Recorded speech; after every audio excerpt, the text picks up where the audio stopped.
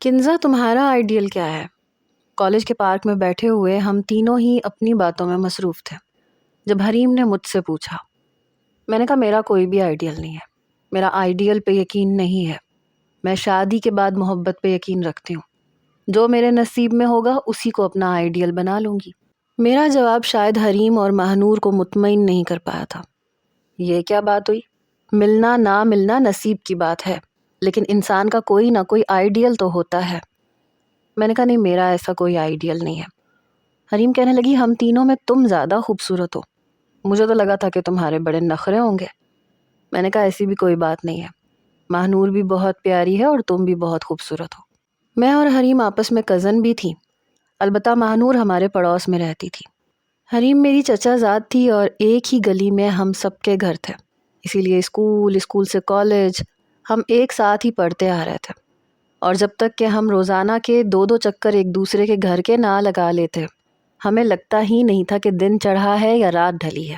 حریم کی منگنی میرے بھائی سے ہو چکی تھی، اس لیے فیوچر میں اس نے میری بھابھی بننا تھا۔ ماہنور سے بھی ہماری ایسی ہی دوستی تھی جیسے ایک قلب اور 2 جان۔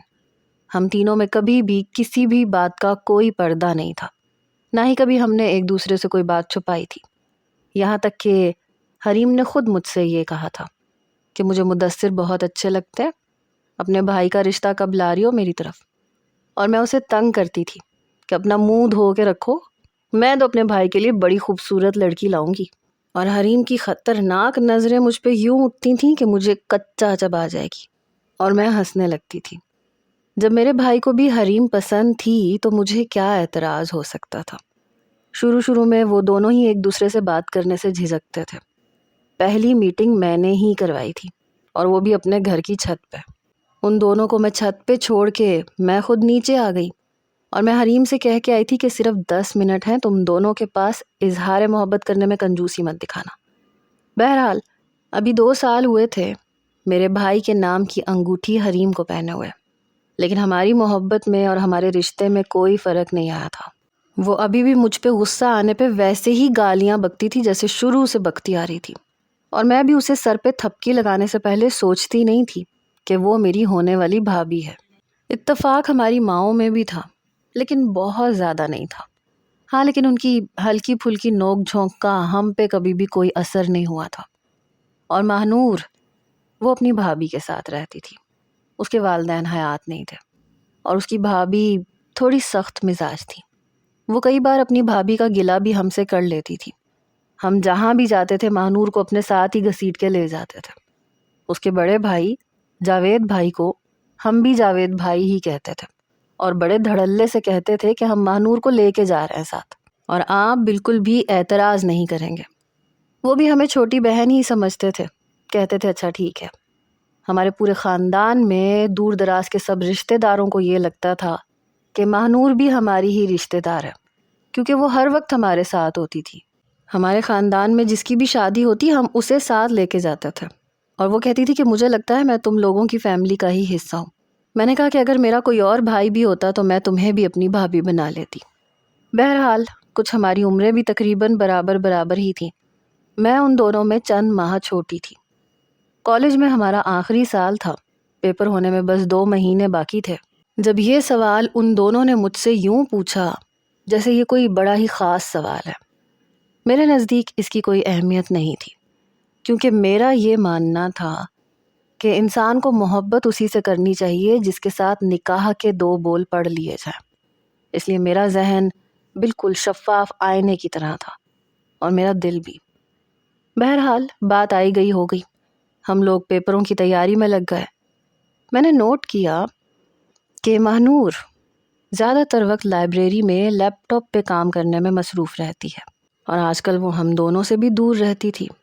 ہم بات کرتے کہ چلو آؤ کینٹین چلتے ہیں تو کہتی تھی کہ تم لوگ جاؤ، میں کچھ نہیں کھاؤں گی، مجھے بس لائبریری میں بیٹھنا ہے، میں کچھ ضروری کام کر رہی ہوں۔ ہم لوگ کندھے اچکا کے چلے جاتے ہیں۔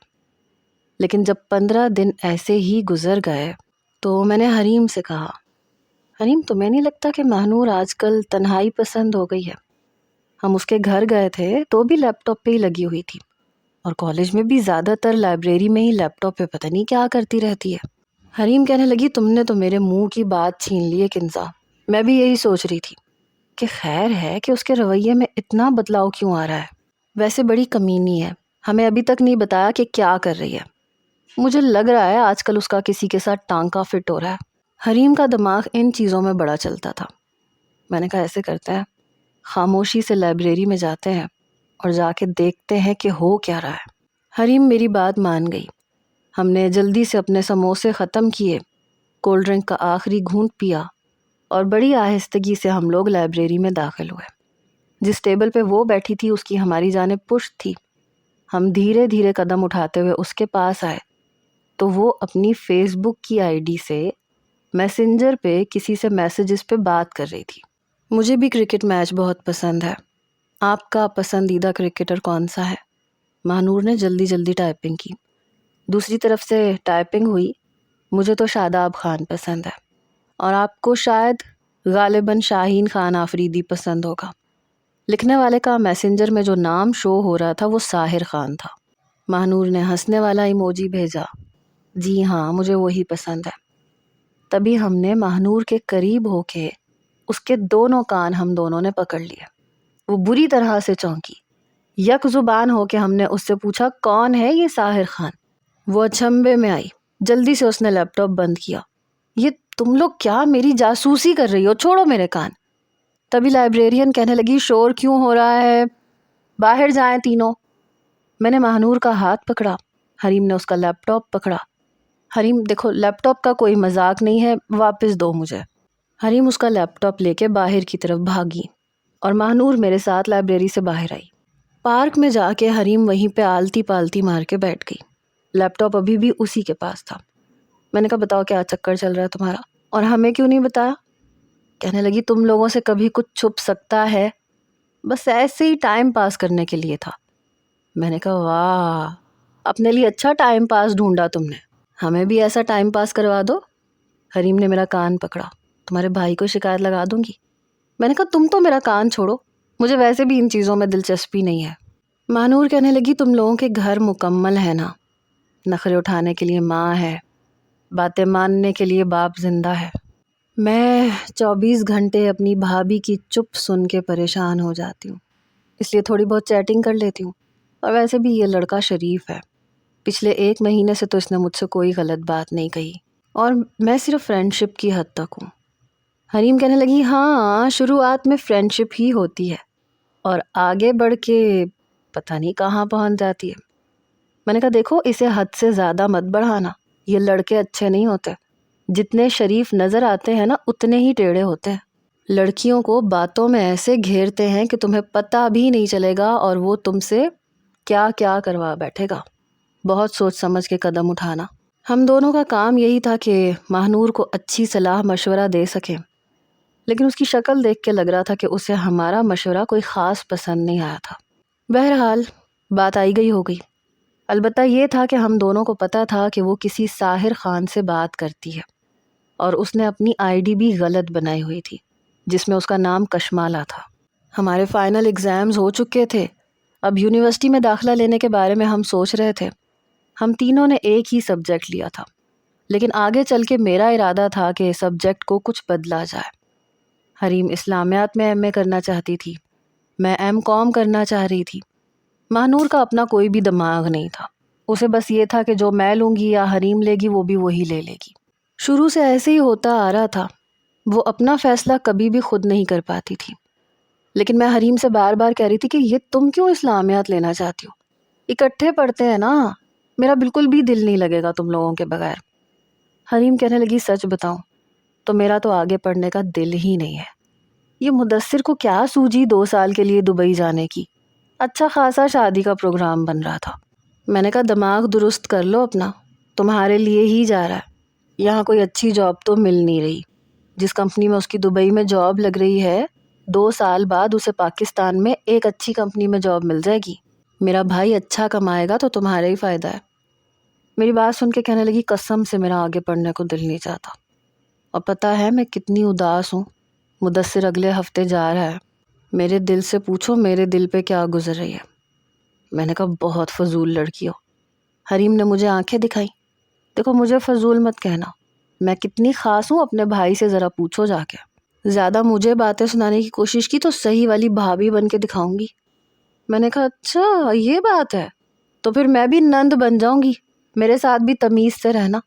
میں نے بھی ہاتھ کی آستین اوپر کرتے ہوئے کہا. تبھی میں نے نوٹ کیا کہ نور بالکل چپ چاپ بیٹھی تھی، نہ جانے کیا سوچ کے مسکرا رہی تھی. میں نے حریم کی طرف دیکھا، اسے ماہنور کی طرف اشارہ کیا. وہ بھی اپنی لڑائی بھول کے ماہنور کو دیکھنے لگی. پھر مجھ سے کہنے لگی اسے کیا ہوا ہے، بڑی کھوئی کھوئی رہتی ہے. میں نے کہا ہاں اپنے ساحر کے خیالوں میں کھوئی رہتی ہے، شاید اس کے ساحر کا سحر چل گیا ہے اس پہ. ہم دونوں نے بیک وقت چٹکی بجائی، وہ بھی اس کے منہ کے سامنے. تو وہ بری طرح سے چونکی. کیا تکلیف ہے تم لوگوں کو، کیا ہے؟ میں نے کہا تکلیف ہمیں نہیں ہے، مرض عشق میں تو تم مبتلا لگ رہی ہو. کہنے لگی ایسی کوئی بات نہیں ہے، بار بار نظریں چرا رہی تھی. حریم کہنے لگی ایسی ہی بات ہے، ہم سے کیوں چھپا رہی ہو؟ مجھے لگ رہا ہے بات کافی آگے تک جا چکی ہے کشمالہ صاحبہ. کہنے لگی تم لوگ بھی نا پتہ نہیں کیا کیا سوچتی رہتی ہو. میں نے کہا ہے نا دوستی سے آگے نہیں بڑھوں گی، اور مجھے یہ بھی پتا ہے کہ شادی وہیں ہونی ہے جہاں جاوید بھائی چاہیں گے. پھر کہنے لگی اگر تم لوگ مجھے بلیک میل نہ کرو تو تم لوگوں کو بتاؤں کہ وہ مجھ سے کیسی باتیں کرتا ہے. ہم دونوں کو ذرا دلچسپی سی ہوئی. ہم نے کہا پھوٹو منہ سے کیسی باتیں کرتا ہے. حالانکہ ہم لوگ ماہنور کے گھر میں صرف اس لیے بیٹھے تھے تاکہ یہ مشورہ کر سکیں کہ آگے سبجیکٹ کیا لینا ہے، کیونکہ یونیورسٹی میں ایڈمیشن شروع ہو چکے تھے. اس نے پھر لیپ ٹاپ کھولا. وہی عام نوعیت کی باتیں تھی. آج آپ نے کیا کیا، آپ کا رزلٹ کیا آیا. باتوں باتوں میں پتہ چلا کہ وہ MBA کے آخری سال میں ہے اور باہر جاب کرنے کا ارادہ بھی رکھتا ہے. کہنے لگی کہ 6 مہینے بعد وہ باہر چلا جائے گا، پورے 3 سال کے لیے. بڑی اداس لگ رہی تھی. میں نے کہا تو تم اداس کیوں ہو رہی ہو؟ کہنے لگی بس ویسے ہی، کہتا ہے کہ وہاں جا کے شاید روز روز بات نہ کر سکوں. میں نے کہا نور تمہیں دیکھ کے تو ایسے لگتا ہے کہ تم کافی حد تک سنجیدہ ہو چکی ہو. ماہنور کہنے لگی نہیں ایسی بات نہیں ہے، لیکن بس مجھے اس سے باتوں کی عادت پڑ چکی ہے. پچھلے 6 مہینے سے ہم لوگ بات کر رہے ہیں، عادت تو ہو ہی جاتی ہے. میں نے کہا خیر یہ بتاؤ سبجیکٹ کیا لینا ہے. کہنے لگی بتاتی ہوں. اس کا لیپ ٹاپ کھلا ہوا تھا، اس کا میسنجر بھی آن تھا، اور وہ لڑکا بھی آن لائن تھا. تبھی دروازہ کھلا اور نور کی بھابھی آ گئی. تم تینوں یہاں کیا کر رہی ہو؟ نور ادھر آؤ، مجھے اپنی امی کی طرف جانا ہے. تمہارے بھائی کے کچھ دوست آئے ہیں، انہیں چائے بنا کے دو. جب دیکھو دوستوں کے ساتھ بیٹھی رہتی ہے، جیسے یہ نکمی ہے تمہیں بھی نکما بنا رہی ہیں. اس کی بھابھی تو ہمارا بھی لحاظ نہیں کرتی تھی. مجھے اور حریم کو بڑا غصہ آیا. نور فوراً سے باہر چلی گئی. بھابھی پلیز آپ نے جو کہنا ہوتا ہے مجھ سے کہا کریں، آپ حریم اور کنزا سے کچھ بھی مت کہا کریں. بہرحال میں نے کہا کہ بڑی بدتمیز بھابھی ہے اس کی، قسم سے صرف مانور کے منہ کو آتی ہوں میں یہاں، ورنہ اس چڑیل کی تو شکل بھی نہ دیکھوں. حریم کہنے لگی دفع کرو. حریم نے مانور کا لیپ ٹاپ گود میں رکھ لیا. وہ لڑکا کہنے لگا کہ آپ بات کیوں نہیں کر رہی، آن لائن ہیں تو بات تو کریں. حریم کہنے لگی ایک انزا کی بچی، ہم نور بن کے بات کریں، اس کا ٹانکا فٹ کروا دیتے ہیں اس لڑکے کے ساتھ. میں نے کہا حریم تمہارا دماغ تو خراب نہیں ہو گیا، مجھے ایسا کچھ نہیں کرنا. کہنے لگی ارے ادھر تو آؤ نا بیٹھو. میں اٹھ کے جانے لگی تھی کہ اس نے میری کلائی پکڑی اور مجھے بیڈ پہ بٹھا لیا. کہنے لگی جب سے یہ فضول سی باتیں کر رہے ہیں، کرکٹر کون سا پسند ہے، ایکٹر کون سا پسند ہے، کھانے میں کیا پسند ہے. ارے یہ کوئی باتیں ہیں کرنے والی، آپ نے کیا کیا پڑھا ہے، بڑی بیکار سی بات ہے. میں نے کہا وہ کہہ رہی ہے نا کہ اسے صرف فرینڈ شپ رکھنی ہے، تم کیوں پنگا لے رہی ہو، اگر کوئی گڑبڑ ہو گئی تو. حریم کہنے لگی کچھ نہیں ہوتا، دیکھتے تو ہیں یہ لڑکا کتنا سیریس ہے. قسم سے اس کی بھابھی کو دیکھ کے میرا دل چاہتا ہے کہ ماہنور کا رشتہ کسی بہت اچھی جگہ ہو جائے، کیونکہ مجھے لگتا ہے کہ اس کی بھابھی ماہنور کو دبا اس لیے رہی ہیں تاکہ اپنے بھائی سے اس کی شادی کروا دیں، اور ہم ایسا نہیں ہونے دیں گے. بات کر لینے میں کیا حرج ہے. میں نے کہا دیکھو مجھے ڈر لگ رہا ہے، تمہیں پتہ ہے نا مجھے ایسی چیزوں سے بہت ڈر لگتا ہے. کہنے لگی ڈرتی مرتی رہو تم، میں تو بات کروں گی. حریم نے چیٹ شروع کر دی. 6 مہینے ہو گئے ہماری دوستی کو، آپ کو نہیں لگتا کہ اب ہمیں آگے بڑھنا چاہیے؟ اس میسج کا جواب پورے 5 منٹ کے بعد اس نے دیا. کتنا آگے؟ میم آپ کی بات سمجھا نہیں. ہمارے بیچ میں تو شاید یہی طے ہوا تھا کہ ہم صرف دوستی رکھیں گے اور ایسی عام سی نوعیت کی باتیں کریں گے. کوئی ایسی بات نہیں کہیں گے کہ بات حد سے بڑھ جائے، کیونکہ آپ شاید یہ افورڈ نہیں کر سکتی. باتوں سے لگ رہا تھا کہ کافی شریف لڑکا ہے. جی ہاں، میں نے کہا تو تھا، لیکن سچ سچ بتائیں ساحر صاحب، کیا آپ کا جی نہیں چاہتا کہ آپ مجھے دیکھیں؟ 2 منٹ تک ہم اس کے جواب کا انتظار کرتے رہے. میرا دل دھک دھک کر رہا تھا، یہاں تک کہ دل کی دھڑکنوں کی آواز کانوں تک آ رہی تھی. اور یہی حالت شاید حریم کی بھی تھی کہ پتہ نہیں وہ کیا جواب دے گا. کہنے لگا، سچ بتاؤں تو دل تو بہت چاہتا ہے کہ آپ کو دیکھوں، کہ آپ کیسی ہیں. کیا آپ کا بھی ایسا دل چاہتا ہے؟ حریم نے ہارٹ والا ایموجی بھیجا، پھر شرمانے والا ایموجی بھیجا. کہنے لگا، زبان سے بولو، کیا تم مجھے دیکھنا چاہتی ہو؟ اس سے پہلے کہ حریم ہاں لکھتی میں نے اس کا ہاتھ پکڑ لیا. حریم کی بچی، یہ مت کرو، مانور کو پتہ چلا نا تو بہت برا ہوگا. کیوں اس کے لیے مشکلات پیدا کر رہی ہو؟ حریم نے میرا ہاتھ جھٹکا. ایسی کی تیسی دیکھنے تو دو، دیکھنے میں لڑکا ہے کیسا؟ اس نے کہا، ہاں آپ اپنی تصویر بھیجیں اور پھر میں بھی اپنی تصویر بھیجوں گی. اگلے ہی پل ایک تصویر ڈاؤن لوڈ ہونے لگی. پتہ نہیں کیوں لیکن میرے پیٹ میں گرہیں سی پڑنے لگی، لیکن شاید نیٹ ورک سلو تھا، تصویر ڈاؤن لوڈ نہیں ہو رہی تھی. تبھی دروازہ کھلا اور ماہنور دروازے پہ کھڑی تھی، ہاتھ میں ٹرے پکڑی ہوئی تھی جس میں 3 کپ چائے کے تھے. اس نے حریم کی گود میں اپنا لیپ ٹاپ دیکھا تو چلا اٹھی، حریم کی بچی، میں تمہیں چھوڑوں گی نہیں. حریم نے جلدی سے لیپ ٹاپ بند کر دیا. کہنے لگی، کیا کر رہی تھی تم؟ حریم کہنے لگی، کیا ہو گیا؟ کچھ بھی نہیں کر رہی تھی. کچھ بھی نہیں کیا، ہم تو گیم کھیل رہے تھے. کہنے لگی، تم لوگ اس لڑکے سے تو بات نہیں کر رہی تھی نا؟ میں نے کہا، نہیں ہم کسی سے بھی بات نہیں کر رہے تھے، ہم صرف گیم ہی کھیل رہے تھے. تم نے تو ڈرا کے رکھ دیا. اس نے لیپ ٹاپ پکڑا اور جلدی سے ایک سائڈ پہ رکھ دیا. ہم نے چائے پی اور ہم گھر آ گئے. گھر آئی تو پتہ چلا کہ خالو کا انتقال ہو گیا ہے. وہ حیدرآباد میں رہتے تھے. مجھے امی اور ابو کے ساتھ حیدرآباد جانا پڑا. مدثر بھائی بھی ہمارے ساتھ گئے. وہاں پہ ہمیں 10 دن رکنا پڑ گیا. مدثر بھائی تو اگلے دن ہی واپس کراچی چلے گئے، لیکن میں اور امی وہیں خالہ کے پاس رک گئے. خالہ کی کوئی اولاد نہیں تھی اور اب شوہر کا بھی انتقال ہو گیا تھا. وہ بے حد اداس تھی، اس لیے مجھے اور امی کو رکنا پڑا. حریم کے کئی دفعہ میرے پاس فون آ چکے تھے کہ وہ اور ماہنور یونیورسٹی میں داخلہ لے چکے ہیں، کیونکہ ہمارا ڈیسائیڈ ہو چکا تھا کہ ہم ایم کام ہی کریں گے. ان دونوں کا داخلہ ہو چکا تھا اور میں یہاں پریشان ہو گئی. اب میں اپنی والدہ سے یہ بھی نہیں کہہ سکتی تھی کہ جلدی چلیں، کیونکہ بہت بڑا حادثہ ہماری خالہ کے ساتھ ہو گیا تھا. بہرحال ان کے سسرال والے بہت اچھے تھے، اس لیے وہ اپنے سسرال میں ہی رہنا چاہتی تھیں. اوپر ان کے 2 جیٹھ رہتے تھے جو ان کی کفالت کرنے کے لیے تیار تھے اور انہیں چھوٹی بہن کی طرح ہی سمجھتے تھے. 10 دن کے بعد جب میں واپس آئی تو مجھے سب سے زیادہ فکر اپنے داخلے کی تھی. جب میں نے حریم اور ماہنور سے کہا کہ وہ میرے ساتھ چلیں تو دونوں ہی بہانے بنانے لگیں کہ ابھی نہیں، لیکن تم خود ہی اپنا داخلہ کروا کے آ جاؤ، کیونکہ نور کو اپنی بھابھی کے ساتھ کہیں جانا تھا اور حریم بازار جانے کا پروگرام بنا کے بیٹھی ہوئی تھی. اس لیے مجھے یونیورسٹی اکیلے جانا پڑا. ایک تو میں پہلی بار یونیورسٹی آئی، اس پہ مصیبت یہ کہ میں اکیلی آئی تھی. حریم اور نور ساتھ ہوتی تو مجھے زیادہ پریشانی نہیں ہوتی. بہرحال ابھی بھی کافی اسٹوڈنٹس کی لائن لگی ہوئی تھی. میں نے اپنا فارم لیا، وہیں پہ کھڑے ہو کے فل کیا، فیس سبمٹ کروائی. لیکن جو لڑکی میرے پیچھے کھڑی ہوئی تھی اس کے ہاتھ میں ایک انک پاٹ تھا. شاید وہ اپنے پین میں انک بھر رہی تھی.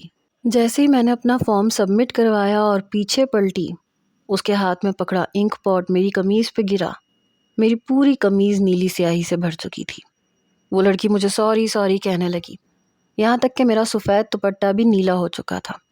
اور مصیبت یہ کہ میں لائٹ کلر کا سوٹ پہن کے آئی تھی، اس لیے میں نے سوچا کہ میں واش روم میں جا کے تھوڑا سا دھو لیتی ہوں. بس اسٹاپ جاتی تو کتنی شرمندگی کا سامنا کرنا پڑے گا. میں یہی سوچ رہی تھی جب میں نے وہاں لڑکیوں کے گروپ میں جا کے ایک لڑکی سے پوچھا کہ لیڈیز واش روم کہاں ہے، تو اس نے ایک طرف اشارہ کیا. میں جیسے ہی واش روم جانے لگی ان لڑکیوں کی کھی کی ہنسنے کی آوازیں آنے لگی، لیکن میں نے توجہ نہیں دی. جیسے ہی میں لیڈیز واش روم کے اندر گئی، بے ساختہ میری چیخ نکلی کیونکہ کسی نے تختی بدلی ہوئی تھی۔ لیڈیز واش روم کے باہر جینٹس کی تختی لگائی ہوئی تھی اور جینٹس کے باہر لیڈیز کی۔ میں نے فوراً سے آنکھیں بند کیں اور دروازہ بند کر دیا۔ بوکھلاہٹ کے مارے بنا آنکھیں کھولے میں باہر کی جانب بھاگی۔ تبھی بے ساختہ میں کسی سے ٹکرائی۔ اف، لڑکی اندھی ہو کیا؟ ایک نوجوان کی آواز میرے کان سے ٹکرائی۔ میں نے آنکھیں کھولی۔ اونچا، لمبا، خوش شکل سا نوجوان جو مجھ سے ٹکرایا تھا۔ شاید وہ واش روم جا رہا تھا اور میں آنکھیں بند کیے اندھوں کی طرح بھاگ کے باہر نکل رہی تھی۔ بہت بری ٹکر ہوئی تھی۔ میرا قد اس کے سینے سے ذرا سا اوپر ہوگا اور اس کے فولادی جسم کے ساتھ میرا سر ٹکرایا تھا۔ میرا دماغ چکر کھا کے رہ گیا تھا۔ اس سے پہلے کہ میں زمین بوس ہوتی وہ مجھے میرے بازو سے پکڑ چکا تھا۔ جیسی اس کی نظر مجھ پہ پڑی تو بڑی حیرت سے وہ مجھے دیکھنے لگا۔ میں نے کہا آئی ایم سوری، میری آنکھیں بند تھیں۔ مجھے لگا وہ میرا بازو چھوڑ دے گا، لیکن ابھی بھی اس نے میرے بازو پکڑ رکھے تھے اور مجھے حیرت سے دیکھے جا رہا تھا۔ میں نے کہا آپ میرے بازو چھوڑیں گے؟ تو وہ شاید اپنے ٹرانس سے باہر نکلا۔ فٹافٹ سے اس نے میرے بازو چھوڑے۔ میں نے کہا آئی ایم ویری سوری۔ یہ کہہ کے میں وہاں سے باہر نکل گئی۔ میں نے پیچھے پلٹ کے دیکھا تو وہ ابھی بھی مجھے ہی دیکھے جا رہا تھا۔ پتہ نہیں پاگل تھا یا زندگی میں کبھی کوئی خوبصورت لڑکی نہیں دیکھی تھی۔ میں باہر نکلی، بس اسٹاپ پہ گئی اور گھر واپس آ گئی۔ گھر آئی تو حریم اور نور دونوں ہی میرے گھر پہ موجود تھی۔ میں نے کہا تم دونوں بہت ذلیل ہو، ایک نمبر کی کمینی ہو تم دونوں۔ میں تم دونوں سے بات نہیں کروں گی۔ تم کو تکلیف تھی؟ جس دن میں نے جانا ہوتا ہے اسی دن تم دونوں رفو چکر ہو جاتے ہو اور مجھے اپنے ساتھ گھسیٹ کے ہر جگہ لے کے جاتی ہو۔ بس میری اور تم دونوں کی دوستی آج کے بعد ختم۔ حریم کہنے لگی ختم تو ختم، تم مجھ سے دوستی ختم کر بھی لو تو بھی ہماری رشتہ داریاں بہت نکلتی ہیں۔ میرے پاس آ کے بیٹھ گئی۔ میں نے کہا اٹھو یہاں سے، بھاڑ میں جاؤ۔ رشتہ داریاں، پتہ ہے کتنا برا ہوا ہے میرے ساتھ؟ نور کہنے لگی کیا ہوا ہے؟ میں نے اسے ساری بات بتائی۔ حریم کہنے لگی شکر کرو تمہاری بچت ہو گئی، اگر تم جینٹس واش روم کے اندر چلی جاتی تو سوچو پھر کیا ہوتا۔ لڑکے تو تمہارا مذاق اڑاتے۔ میں نے کہا دفع کرو یار، لیکن بہت برا تجربہ ہوا ہے۔ تم لوگ ساتھ ہوتے نا تو نہ ہوتا، تو پھر مجھے بڑی تسلی بھی رہتی۔ حریم کہنے لگی ساری زندگی ہم نے تمہارے ساتھ نہیں رہنا، اپنے سٹینڈ خود لینا سیکھو، سمجھی نا؟ میں نے کہا اچھا خیر، داخلہ تو ہو گیا ہے، 15 دن کے بعد کلاسز سٹارٹ ہوں گی۔ نور کہنے لگی چلو یہ تو اچھا ہو گیا۔ بہرحال 15 دن بھی گزر گئے، ہم یونیورسٹی جانے لگے۔ یونیورسٹی جاتے ہوئے ہمیں ابھی 8-10 دن ہوئے تھے جب کینٹین پہ بیٹھے ہوئے میں نے اسی نوجوان کو کینٹین سے اندر آتے ہوئے دیکھا۔ 3-4 لڑکوں کے ساتھ وہ اندر داخل ہوا۔ میں نے بس سرسری سی نظر اس پہ ڈالی اور ہٹا لی۔ اتفاق تھا کہ وہ لوگ ہماری ٹیبل کے بالکل برابر والی ٹیبل پہ بیٹھے تھے۔ حریم کا تو ویسے ہی والیوم بڑا اونچا تھا۔ کہنے لگی کنزا، مدثر کا 5 دن سے فون نہیں آیا، کیا بات ہے، خیریت تو ہے نا؟ میں نے کہا کیا ہو گیا، دبئی میں اتنا فارغ نہیں ہے وہ کہ تمہیں ہی فون کرتا رہے۔ کہنے لگی بڑی بدتمیز ہو تم لوگوں کو بھی تو کرتا ہے نا؟ میں نے کہا تو ہم اس کے گھر والے ہیں، تم ابھی گھر والی تھوڑی نہ بنی ہو۔ میری بات پہ نور ہنسنے لگی۔ اچانک ہی نور کی نظر برابر والے ٹیبل پہ پڑی تو اس کی ہنسی ایک دم غائب ہوئی۔ حریم میری بات سن کے مجھے بڑی خونخوار نظروں سے دیکھ رہی تھی۔ تمہیں تو میں ایسی بھابھی بن کے دکھاؤں گی نا، تم یاد کرو گی۔ شرافت سے اپنے بھائی سے کہہ دینا کہ مجھ سے فون پہ بات کریں۔ تم دونوں بہن بھائیوں کو پتہ نہیں ہے بہت خطرناک قسم کی عورت ہوں میں۔ حریم نے دونوں ہاتھ میرے گلے کی طرف بڑھائے۔ میں نے کہا شرافت سے رہو، ناخن مار دوں گی تمہارے ہاتھ میں اگر تم نے جنگلی بن دکھانے کی کوشش کی تو۔ پتہ نہیں کیوں لیکن نور ایک دم سے کھڑی ہو گئی۔ میں نے کہا تمہیں کیا ہو گیا، بیٹھو نا۔ کہنے لگی نہیں مجھے یہاں نہیں رہنا، اٹھو چلو یہاں سے۔ میں نے کہا پاگل ہو گئی ہو، ابھی کچھ دیر میں برگر آ جائیں گے، کھا کے جائیں گے ہم، ویسے بھی بہت بھوک لگ رہی ہے۔ لیکن اس نے میری کلائی پکڑی اور مجھے کھڑا کر دیا۔ چلو کنزا یہاں سے۔ حریم اس کی بدحواسی دیکھ کے حیران تھی۔ وہ مجھے کینٹین سے باہر لے گئی۔ میں نے کہا یہ کیا حرکتیں کر رہی ہو تم؟ کہنے لگی چلو یہاں سے، جلدی چلو، لائبریری جانا ہے، لائبریری۔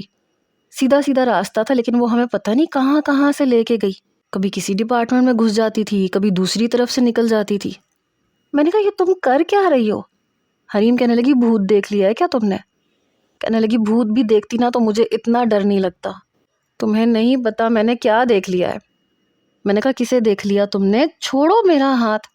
مجھے لگ رہا ہے اس نے اپنی بھابھی کی شکل دیکھ لی ہے، حریم کہنے لگی. میں ہنسنے لگی. لائبریری میں جا کے اس نے سکون کا سانس لیا. کہنے لگی تم لوگوں کو پتہ ہے بہت بڑی گڑبڑ ہو گئی ہے. میں نے کہا نور، جہاں تم ہو وہاں گڑبڑ کا ہونا بہت ضروری ہوتا ہے. اب کیا گڑبڑ ہو گئی؟ کیا ہو گیا ہے؟ ویسے ہم لوگ تو مذاق ہی کر رہے تھے، لیکن نور کو روتا دیکھ کے ہم دونوں بھی چپ ہو گئے. وہ پھوٹ پھوٹ کے رونے لگی. میں نے کہا نور کیا ہوا ہے تمہیں؟ رو کیوں رہی ہو؟ کہنے لگی تمہیں نہیں پتا کیا ہو گیا. حریم کہنے لگی منہ سے بولو تو، کیا ہوا ہے؟ تبھی لائبریرین آ گئی. کہنے لگی یہاں پہ شور کیوں مچا رکھا ہے؟ یہ کیوں رو رہی ہیں؟ حریم کہنے لگی پتہ نہیں میم. چلے باہر جائیں. لیکن نور ڈر رہی تھی. نہیں مجھے باہر نہیں جانا، مجھے بہت ڈر لگ رہا ہے. مجھے اس کی ذہنی حالت پہ شبہ ہونے لگا. میں نے کہا نور تمہیں کس چیز کا ڈر لگ رہا ہے؟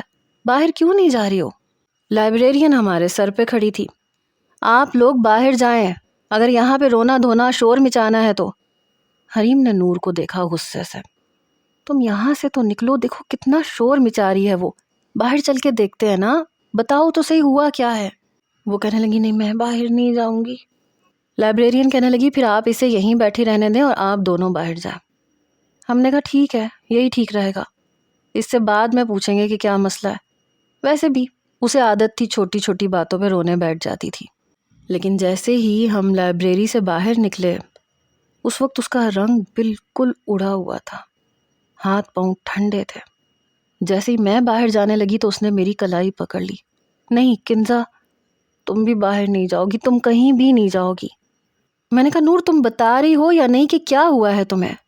کیا ہوا ہے کیا نہیں ہوا؟ نہ تم بتا رہی ہو نہ تم مجھے باہر جانے دے رہی ہو. کہنے لگی کہ حریم ایسے کرو تم باہر چلی جاؤ، بلکہ نہیں تم بھی مت جاؤ.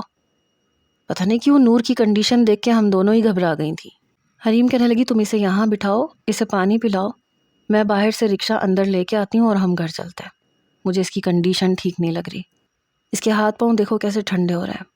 نور کی حالت دیکھ کے میں بھی گھبرا گئی تھی.